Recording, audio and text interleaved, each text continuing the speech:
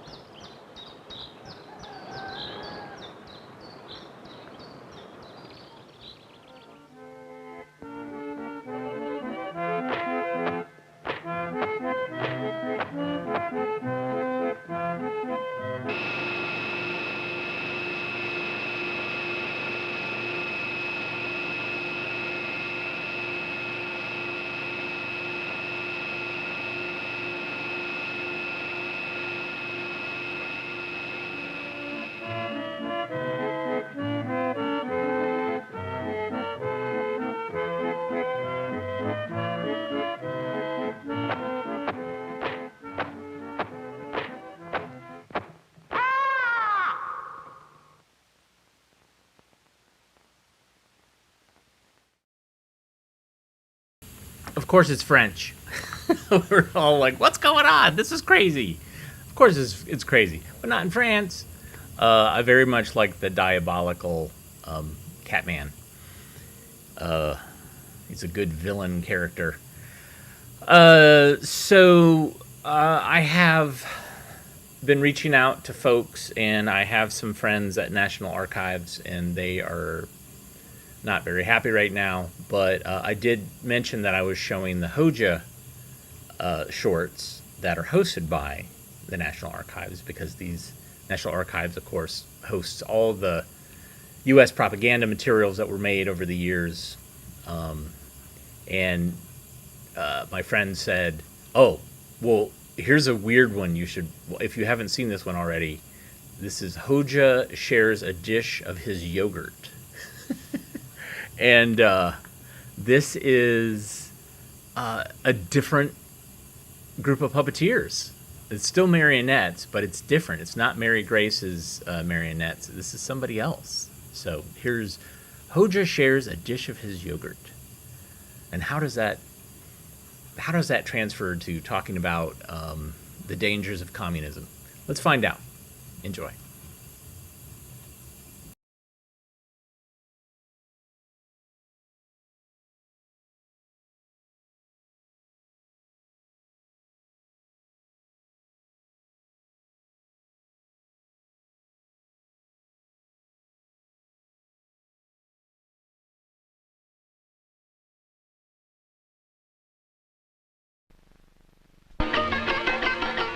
I am the storyteller. I tell my stories here. Let the coffee shop be full of friends listening to my story. May they be free from sorrow.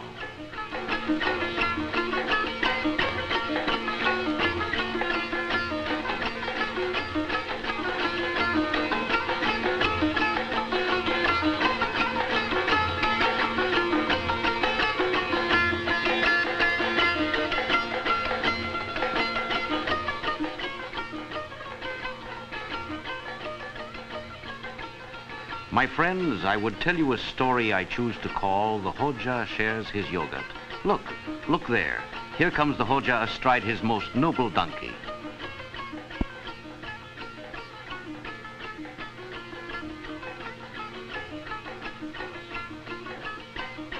The Hoja shares part of his day, 6 days of each week, with his friends here in this coffee shop. See, there is the Hoja now.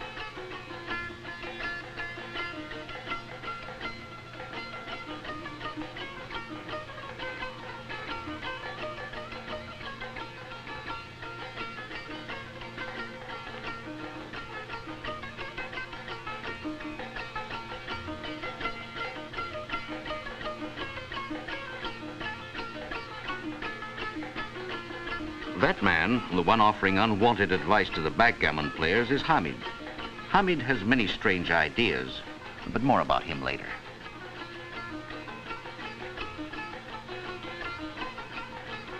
This is Yusuf, one of the Hoja's dearest friends. And this is Qasim, another dear friend of the Hoja's.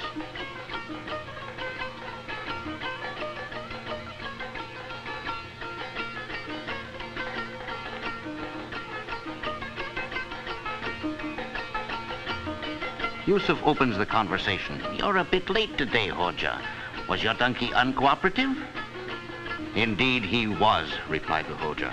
As a matter of fact, my donkey has been so lazy, so stubborn, and so foolish lately that only this morning I decided to sell him at public auction. Naturally, I reached this decision after a great deal of deliberation. Then, too, my wife has been complaining about the beast. And, well, you know how persistently a wife can nag. So I had no other choice than to auction off my donkey.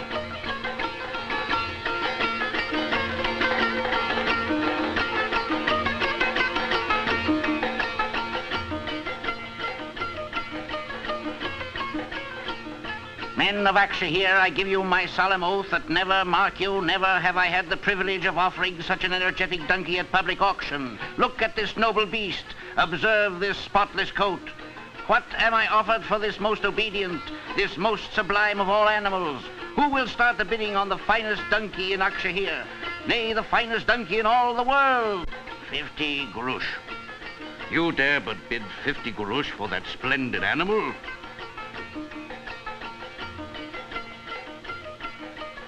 Two lira. 3 lira. 5 lira. 7 lira. 8 lira. 9 lira. 10 lira. 10 lira, do I hear 11? Are you all through bidding? All right, 10 lira once, 10 lira twice. Sold, sold to our Hoja for 10 lira. I knew that now my donkey had learned his lesson, and never again would he give me trouble.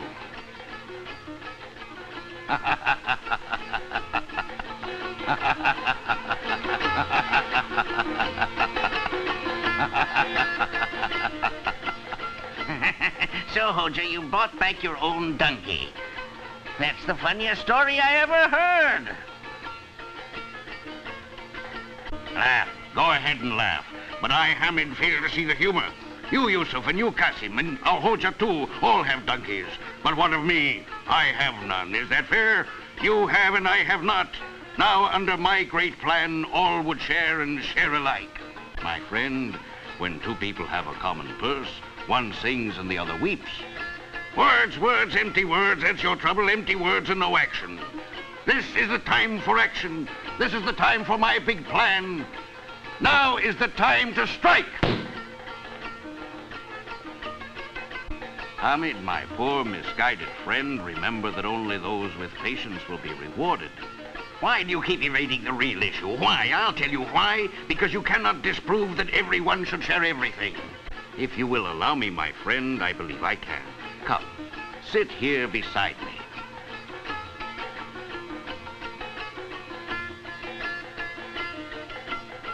I would like one large bowl of yogurt and, oh yes, 2 spoons, please.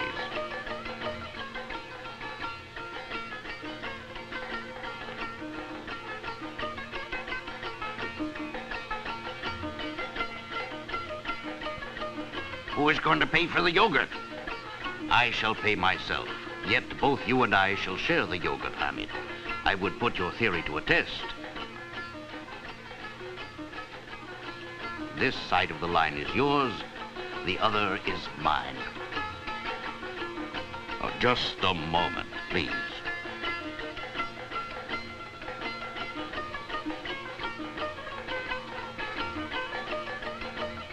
Olive oil.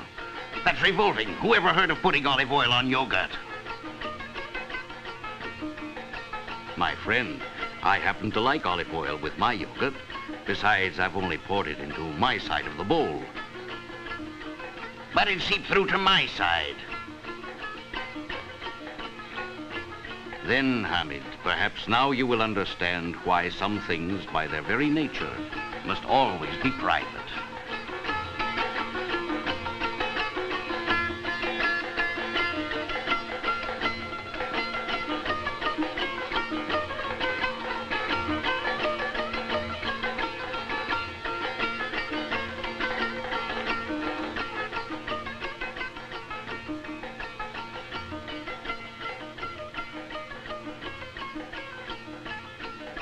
If all the sky were paper and all the trees pens and all the waters of the earth ink, they would not suffice to record the wisdom of our Hoja.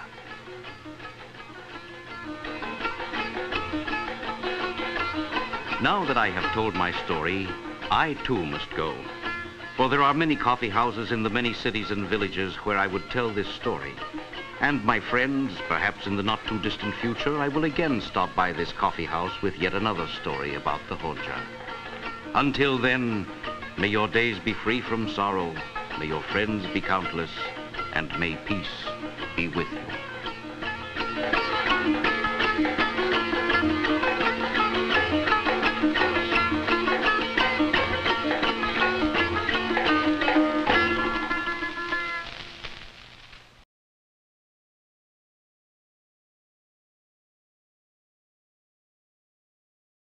The Robbins Cinepuppet production.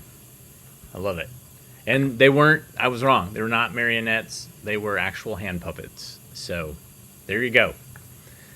In all the puppet media. Next we'll do shadow puppets. And then puppet animation. All right. So some of these films I've been showing were things that we scanned last week. And this one is an interesting one. This is another Perspective film. So Perspective was... Oh, stop scanning. Perspective was kind of a sister label to Coronet. And I think it has more kind of foreign, independent animation. It's different than Coronet. Coronet is straight up, we're going to teach you a lesson. Although Bear Hunt, I would question that. But so the Perspective label had a lot of things that Coronet didn't make directly, but they licensed and distributed. So it's kind of all over the map, and I think it actually has appeal for libraries, so that it could be shown to adults. It could be shown, different depending on the subject matter. So this one's called. This is way out of the blue. Fashion in the Making. Enjoy.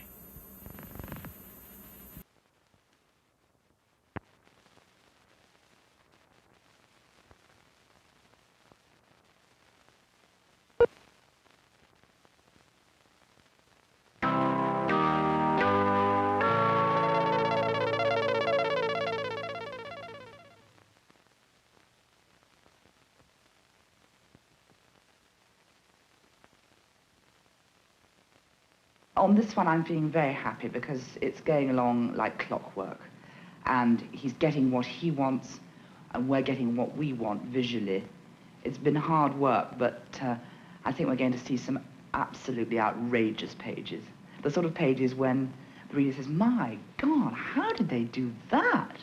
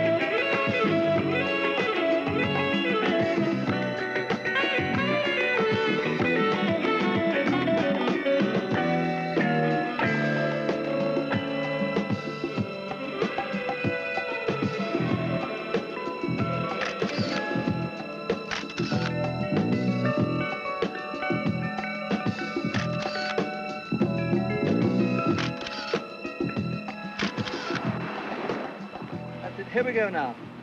Here we go now, like now.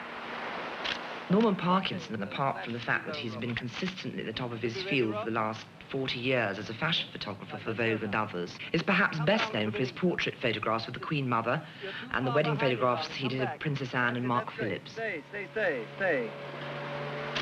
Guy's got an incredible eye for settings and extravaganzas. He's a man who strives for perfection in his pictures, I suppose, as one can see from what he's been doing here. Right. He knows how to go and get the picture, and we see eye to eye on graphic images.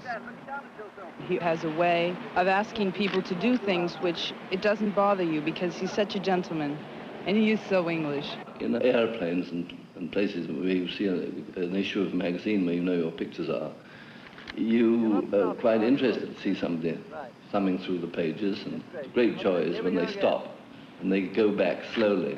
And this is often a feeling of great pride if people stop, because that's really what one's job is, to flatter the reader and show them something that perhaps they haven't seen before. We hired a boat and we went to... It's nobody, you see. You're nobody and you're wearing something. See? And if you get too important, you're more important than the clothes. Nobody wants that. So in this thing, they are trying to get both. I mean, they're going to show the clothes and at the same time get a personality to do it. And that's very good. Two heroes. We've got the outgoing character, Right. very flamboyant, Right. and then we have the rather recluse-like, turned in. We have talked about it, which characters we play. In fact, it's almost like a film. We're going to make so much of the clothes, and I want this to look very slick and very smart. We have our pick of the whole marketplace. Of all the beautiful clothing that's available in the marketplace, we get first selections. We can tell manufacturers that we want this garment and not to give it to anybody. The clothes are difficult to make look their best in the positions that the models get into for the particular photograph, and quite often we have to cheat a little bit by pinning them in or even sometimes going to the extreme of cutting them so that they can relax more in certain areas for that particular position. If we didn't do this, the picture would be limited because we'd have to photograph it just in a straight up and down catalog pose. Right, that's good. Absolutely marvelous. The role is played out.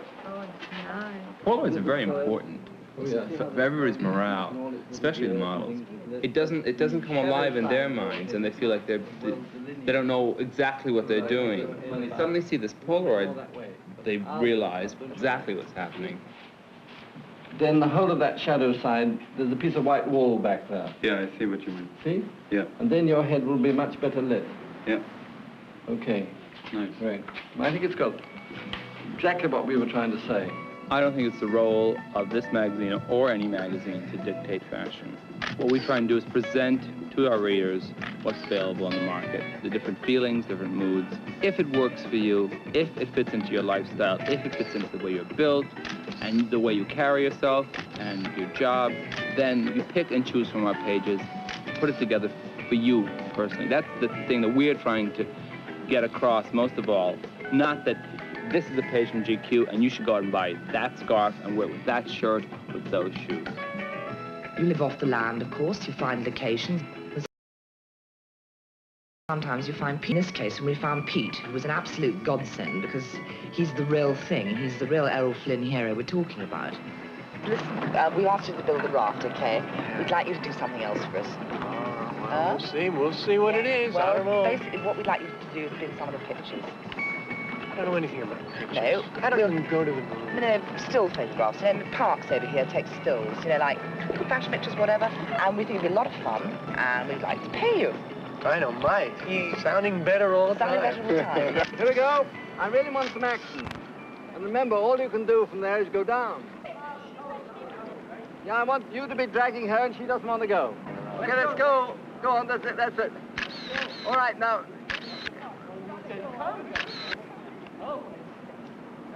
Wait. All right, grab her, that's it. Go on, now pull her. Take her with you. That's right.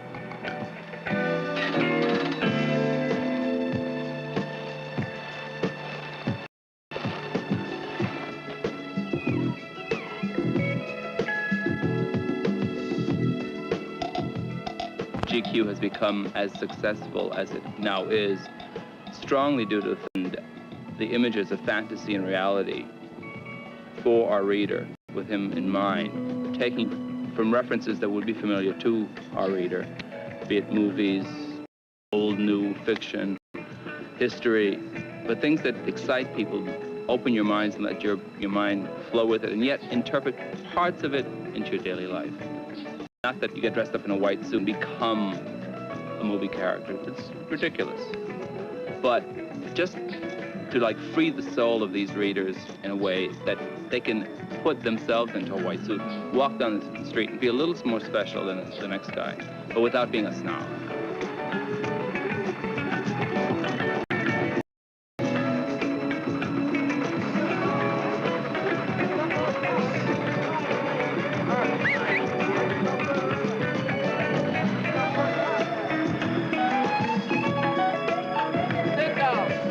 A lot of photographers work in their own back alley or out of a studio. But he's very much a photographer who tends to enjoy going to places where there's a challenge. And he's got more energy than I have. And he's, with all due respect, a gentleman who's a lot older than I am. But he can run me off my feet, working from dawn till dusk. Fantastic. It floats. I knew it would float. Perfect. Dynamite raft, huh? No, I think I am a dictator, and I think I'm a very demanding person. But I think this is the only way that it can be done. And it's just that when one comes towards a big shoot, I'm not a person who is unaware of the enormous investment that goes into these things, so that I must try and do my very best.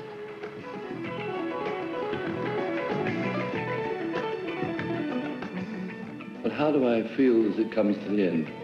Well, I feel sad, obviously, but the general aura that runs through my mind, the sensation is that we have done something very important.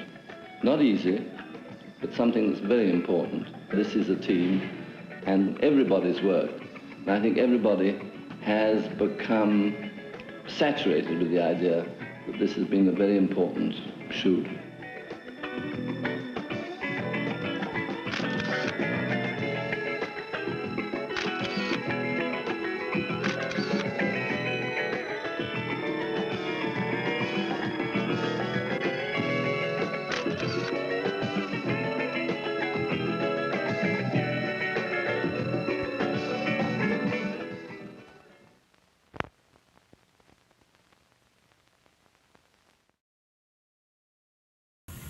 All right, so here's some trivia for you. So you saw, I don't know if you noticed, so the film was about GQ magazine, Gentleman's Quarterly, and the film was made by Esquire Films Incorporated and distributed by Perspective Films. All of those were run by the same person, David Smart and his brother Alfred. David Smart and Alfred started Coronet Films, and they were running Esquire, and they were for a while running GQ. I think it eventually kind of split off, but yeah, they were big magazine publishing giants, and they got into making educational and instructional films. And so there you go. There's that weird cross connection that maybe you didn't know. Chicago. They were all based in Chicago. All right. We're going to watch some more Coronet because that's what we do. Although, what time is it? Yeah. No, we'll watch this. I showed this 5 years ago, but we did a new scan. We haven't found the color copy of this yet, but this is the Coronet that you know and love, not glamorous models sitting on beaches being coaxed to do things that they don't necessarily want to do. This is How Honest Are You? Enjoy.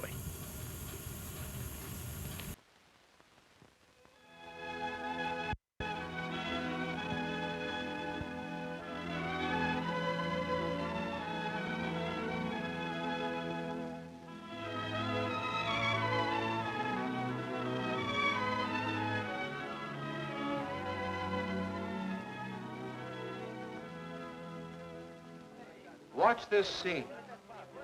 Watch it carefully. Keep your eye on Bob. He's number 8.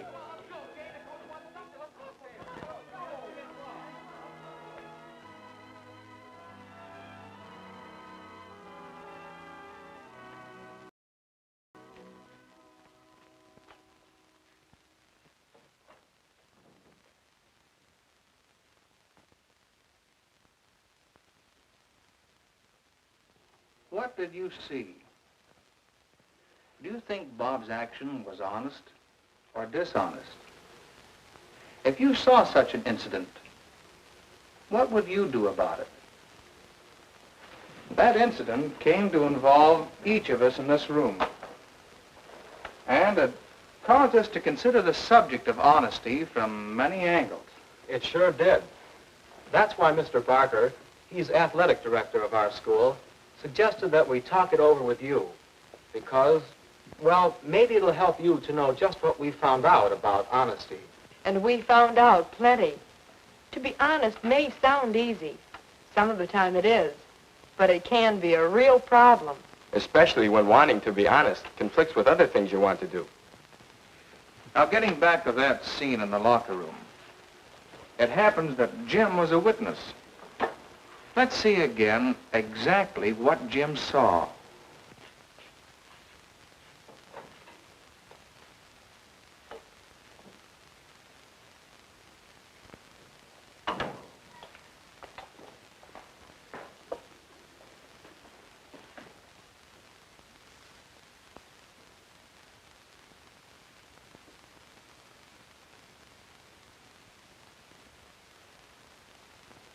Well, what would you have done? I wanted to do the right thing, the honest thing. But what was it? Question Bob about it? Tell Ben that Bob was in his locker? Report it to Mr. Barker? I didn't know what to do. So, I put off doing anything. That night I didn't get much sleep. The next day at school was awful. I just had to do something, tell somebody. Then, after school, well, I guess when you're in a state like that, it doesn't take much to set you off. Say, it's Bob. Yeah, looks like he's buying himself a present. Sure does. Let's ask him over. Let's not. How come? That money he's spending, I know where he got it. In the locker room yesterday, after he thought everybody had gone, I saw Bob take something from Ben's pants pocket. I was late dressing, I saw it. I guess it doesn't take a detective to figure out where he got the money to buy that pen. But, Bob, I can't believe it. Did you ask Ben if he was missing any money? Not yet. Have you reported it? Not yet. But you have to. You ought to tell Mr. Barker about it right away. No, you don't. You tell Mr. Barker, and whatever else happens, he'll kick Bob off the team. Where'll we be with our star center gone and half the schedule left to play? Gee, Nick, when you put it that way, I didn't know what I was going to do. But I'd realized I shouldn't have blurted out in public that way. So I asked the kids to promise me not to say a word. And did they? Yes, we promised, but then... This one's on me, Terry. Here's what happened. After Jim and Nick left the drugstore, Terry and I talked about what Jim had told us until... Terry, there's nothing for you to do but tell Mr. Barker about Bob. But we promised Jim. A promise to tell a lie doesn't count. I didn't promise to tell a lie. It's the same thing. I can't understand your being so calm about having a thief on your team. It's your duty to tell Mr. Barker, and if you don't, I will. Well, there I was, wanting to be square with Jim, but, well, I didn't want Rose mad at me, and it did seem dishonest to conceal a thing like that. So at practice the next day, I'd made up my mind to speak to Mr. Barker. I don't know just how I was going to say it, but Nick and Jim had seen me. They moved in fast to keep me from talking. Well, I didn't get to speak to Mr. Barker that day. I'm not sure I wanted to. Anyway, when I found out what happened, I marched right into this office the next day and told Mr. Barker. Now, you've seen what actually happened. What Jim saw. Well, here's the picture I described to Mr. Barker.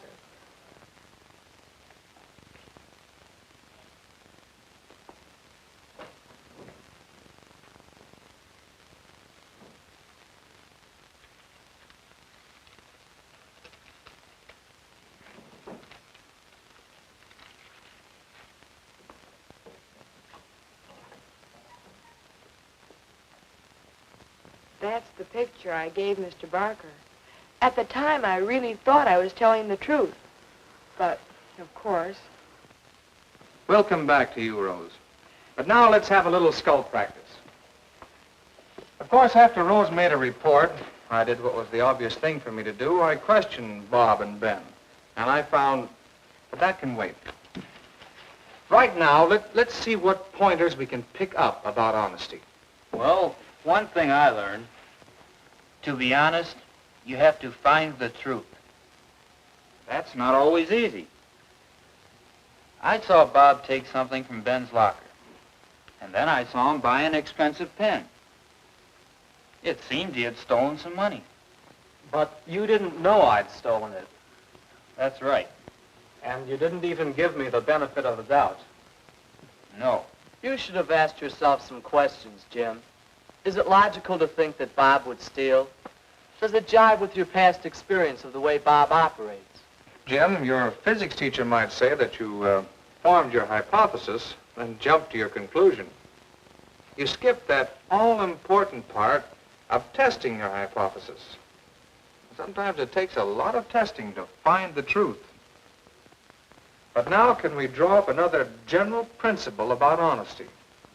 I'd say the next step is pretty obvious. Tell the truth. Is it that simple? No, I don't think it is simple. And certainly the way I described Bob slinking in and taking the money, that wasn't the truth. At least, not the way Jim told me the story. Maybe it was my fault. I wasn't careful to tell you exactly what I saw. Let's call it express the truth. We mean being careful that what you say is the truth. And also being careful when you talk about a thing, being sure that people understand what you mean. But there's something more to being honest than just telling the truth. When I promised Jim not to say anything, and then went to you intending to talk, wasn't that dishonest? And what about me? Maybe I wasn't honest when I broke it up and wouldn't let him tell. We said at the start that honesty often involves conflicts. Let's think back.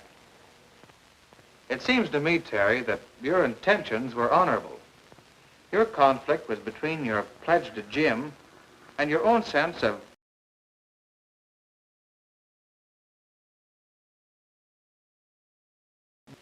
there's a good deal to be said for his intentions, too.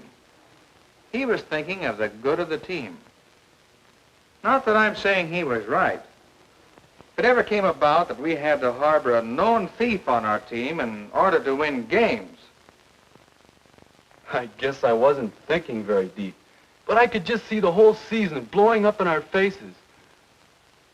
Maybe inside, I didn't really believe Bob was a thief. Inside. I think that's the clue to this bigger thing we're seeking. How's this? Know yourself. Examine your motives. Know what you're doing and why you're doing it. If your intentions aren't honest, then your deed can't be completely honest. I guess this is the time for me to explain my hypocrisy. When I came in to tell Mr. Barker about Bob, I started by saying certain things. What I said and what I was really thinking were two different things. It was something like this. Mr. Barker, there's something you ought to know about one of your boys. There's something I want you to know about one of your boys. The boys won't say anything, so I feel I must be honest and tell you. I wish I didn't have to be the one to tell, but I want to be sure that you find out about Bob Foreman. And when you do, I can just see it. You'll kick Bob off the team, and Terry will become the regular center. My Terry. All he needs is a chance.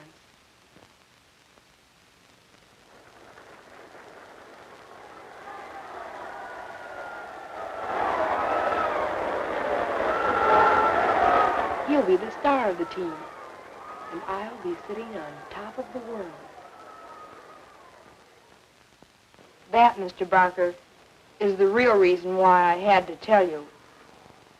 Whether or not I thought I was telling the truth, my motive being what it was, I was not being honest.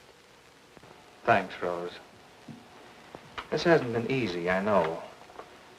But you've learned a lesson in honesty. Honesty to yourself and honesty to others. That lesson will stand you in good stead all your life. I think we've all learned a good lesson. I've always heard that honesty is the best policy. Now I'm catching on to why that's so. It isn't always easy to be honest. But when you have a problem involving your own honesty, it'll help you to remember these 3 pointers. Know yourself. Be sure of your intentions, the motives behind what you're doing and saying. Find the truth. Test it in the light of past experience and by checking in every way you can. And express the truth. Make sure you say what you mean to say. And make sure your meaning is clear to your listeners. Now, Bob, tell us the truth. What really happened? Well, as for that fancy pen, I'd wanted just such a pen for a long time. And I bought it with money my aunt gave me for my birthday. And as for what happened in the locker room, well, it was this way. As soon as I finished dressing, I headed out into the gym. Then I remembered something and came back. I looked around for Ben, but he wasn't there. So I went to his locker. You see, Ben had been doing sound effects for the school radio program that morning. And he had borrowed something we'd need in practice. That's all. Honest.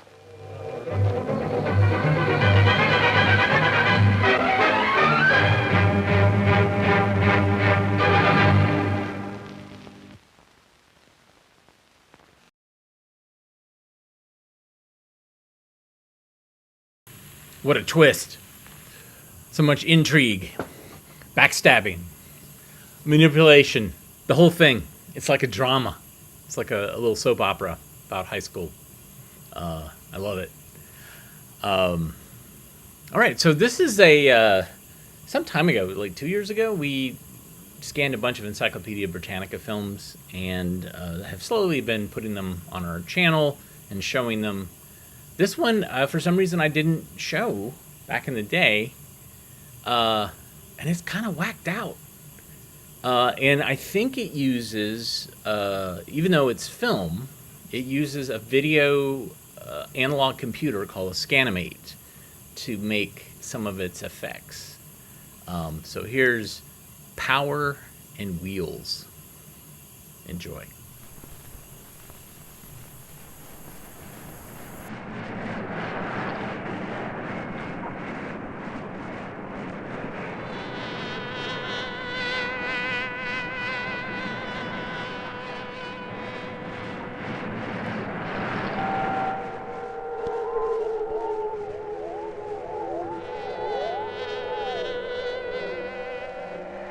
As you can see, Captain, the dominant form of life on this planet is not visible until we come in close. Those moving spots are what I mean. So, intelligent life does exist on this planet. Our scientists will be pleased. As you see, Captain, what we have here is a strange form of metallic life that travels on wheels, speeding over at high altitude. Fascinating. But what makes them move? You'll see in a moment, Captain. There we are, Captain.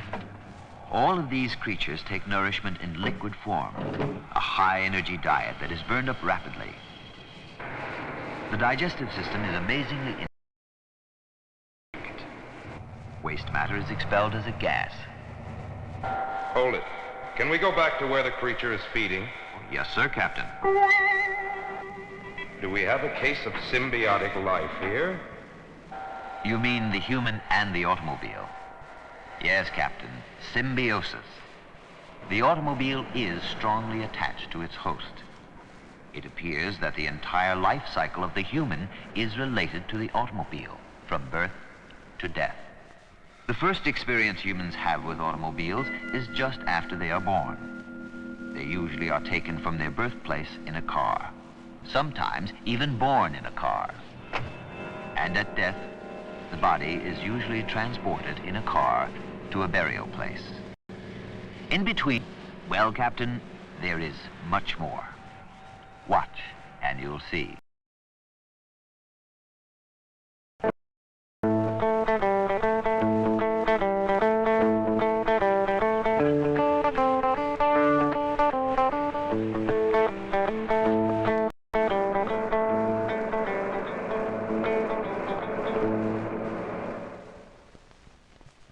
It started as a horseless carriage, built by carriage makers to look like a carriage, right down to the socket for a buggy whip. Automobile. The word means self-propelled vehicle, originally conceived as a substitute for the horse and buggy.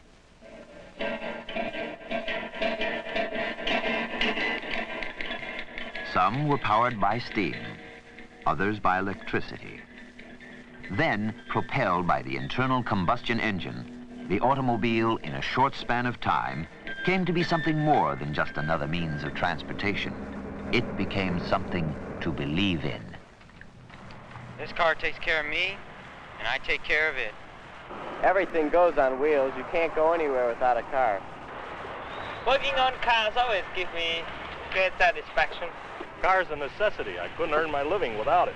But there are too many big cars for luxury and not for convenience. Cars are a heck of a lot of fun. I enjoy mine tremendously. Walking's fine, but it sure doesn't get you very far. The modern car is a demonstration of technological skill. Seatbelts? Secured. Ignition? On. Power door lock? Affirmative. Power seat adjustment? Adjusted. Power windows? Check. Adjustable steering column? Adjusted. Remote control mirror? Check. Air conditioning? Adjusted. Stereo system? On.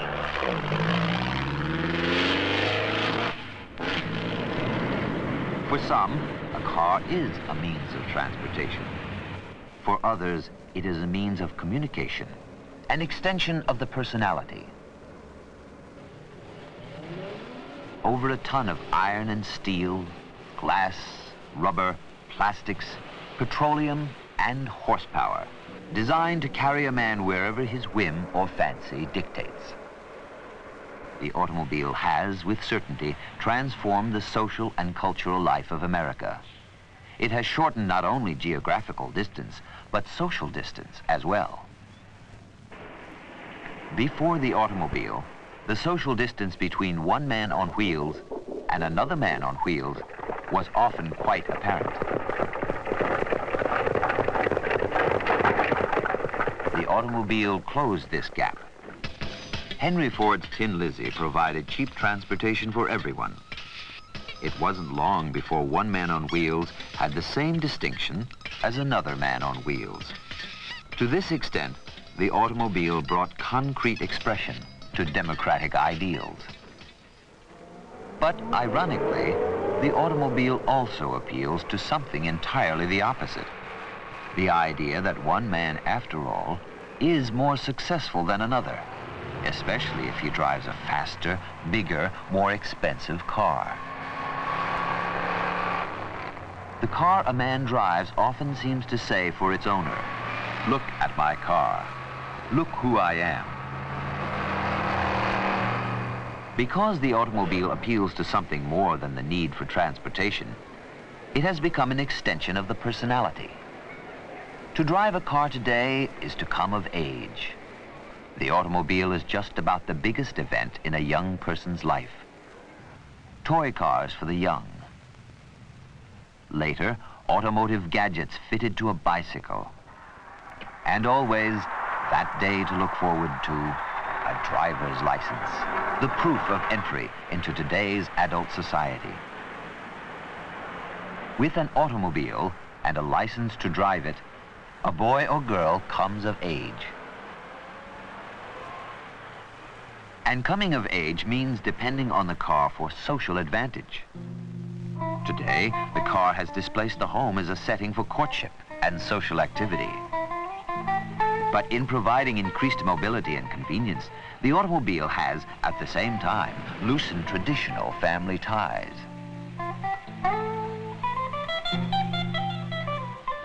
The technology that makes all of this possible is a byword for consumer prosperity. Factories, thanks to the assembly line, can put a large volume of cars and other goods on the market. And factories, through the vast market for automobiles and through organized labor, pay workers enough to buy cars. Nearly 1/6 of the nation's workforce today serves the automobile in manufacturing, maintenance, and selling. And the final product is desirable enough to cause a man to work long and hard in order to pay for a car, or other products that roll off assembly lines. The psychological attraction of the automobile is big, but in no way more important than the economy that builds around the automobile. Over 1/2 of the world's cars are driven in North America by roughly 1/20 of the world's population. Think of the jobs created by the automobile: road building, gasoline and oil refining, motels, the jobbing of parts and supplies, the hauling of cars from factory to showroom, parking lots. Not to mention the car salesman, who in his time has become a legend. And last but not least, there is the vital business of selling to customers on the road, an ever-expanding source of exotic roadside culture. Side by side with production and sales is maintenance and upkeep. An owner of Ford's Tin Lizzie could, more often than not, take his car apart and repair it himself. Today's cars require an army of specialists, both for manufacturing and for maintenance. In fact, many of today's drivers don't know how a car works. They rely on specialists.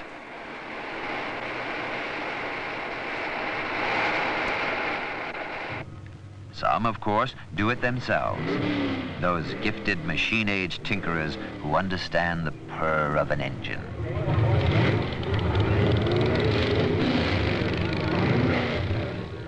Nowhere does mechanical genius contribute more to the glamour and excitement of the automobile than in the sport of racing. A sport that exaggerates to the limit the normal functions and upkeep of the automobile. Most curious of all automotive sport, the demolition derby, the vicarious spectacle that eases the average car owner's anxiety over the everyday hazards of the road.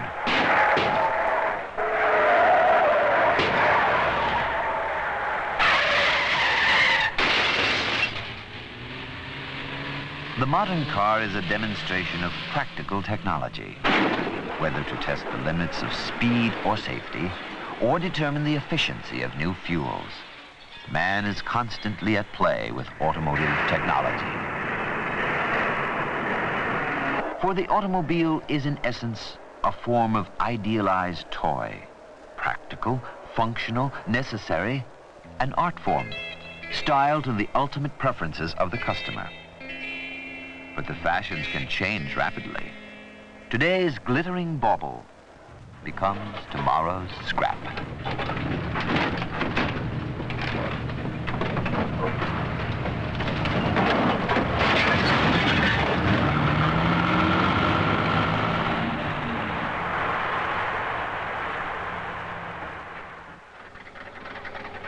From the beginning, the attraction of the automobile was that it allowed a man to go where he pleased. It enabled him to escape from the bonds of space and time. No longer was he dependent on timetables, trains, or trolleys. No longer was he bound to a destination that was not his own. But the car as a means of escape soon proved to be an illusion. The lure of the open road can be not so alluring when it is shared with thousands of other drivers. Learning about cars has traditionally been a man's interest. So, when things go wrong... But today, along with the boys, the woman driver is fast coming into her own. Regardless of who drives, it takes learning and skill to survive in this age of the car. And even if you learn the lessons well... Mr. Cook, you're charged with failing to have control of your vehicle. How do you plead, sir? All right, sir. Sorry, plead guilty. The court will find you guilty, sir, so you pay a fine of $12. The expressive vehicle called the automobile is not without problems.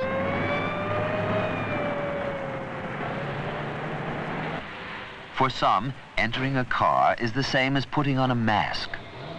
People don't know who you are, so your car speaks for you. Some drivers express themselves in deadly ways.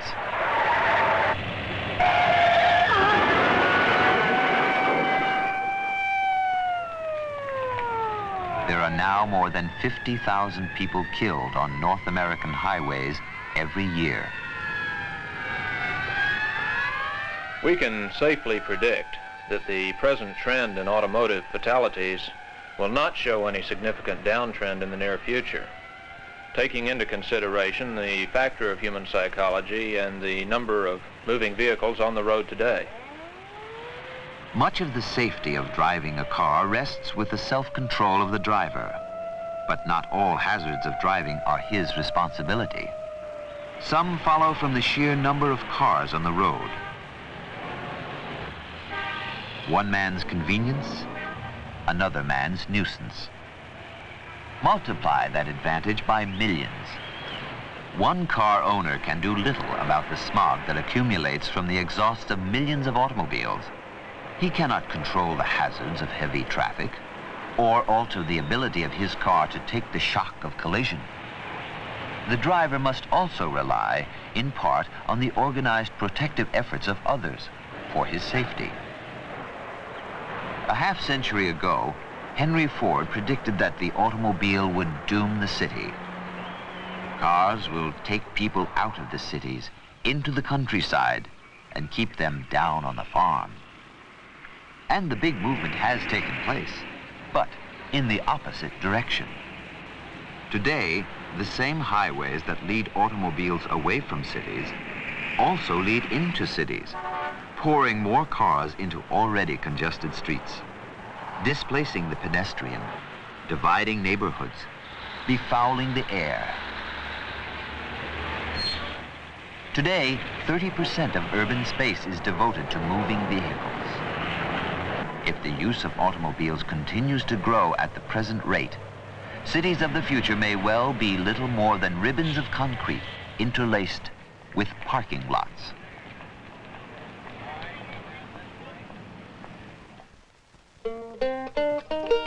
Each age has its problems. Before the automobile, there was the horse.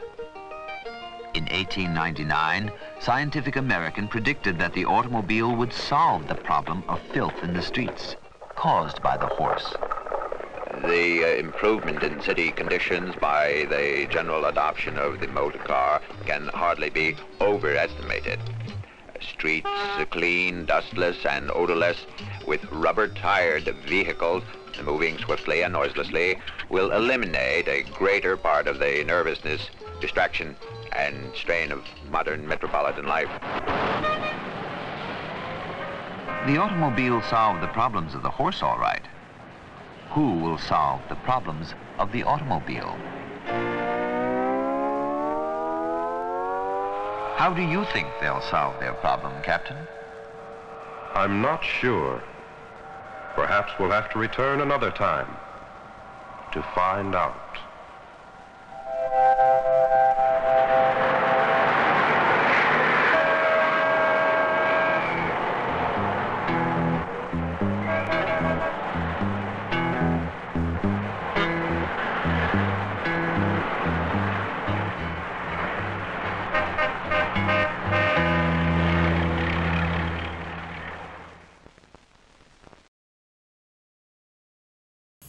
So there was some nervous Norvis in there, transfusion, or at least the sound effect, which is kind of the Wilhelm scream of car crashes, which shows up in many films. And that film, of course, was from the golden year of educational films. I think we've all voted, which is 1972. Beautiful, weird film though. Weird. I was going through it, and I was like, what is going on? There's aliens? And, like, what? And what? I thought it was going to be, like, maybe aliens, but then just talking about the technology of how engines work and all. No, this is different. It's really fascinating. Anyways, sometimes Encyclopedia Britannica goes down that route. And they certainly did it in the 70s, maybe a little bit in the 60s, but did not do that prior to that time. And I have a warm place in my heart for Encyclopedia Britannica now, for a couple of reasons, which I will talk about at some point. But yeah, thanks for tuning in today. Very much appreciate your eyeballs and your comments. And we are scanning another film right now called Hard Water. And it is it is really boring. So I probably won't show it to you unless we do a show which is just boring stuff. Maybe we'll do that. Just boring, tedious stuff. All right. Thanks for tuning in. As I said, if you like what you saw, please hit the thumbs up, hit the like button. Those are ways to help us.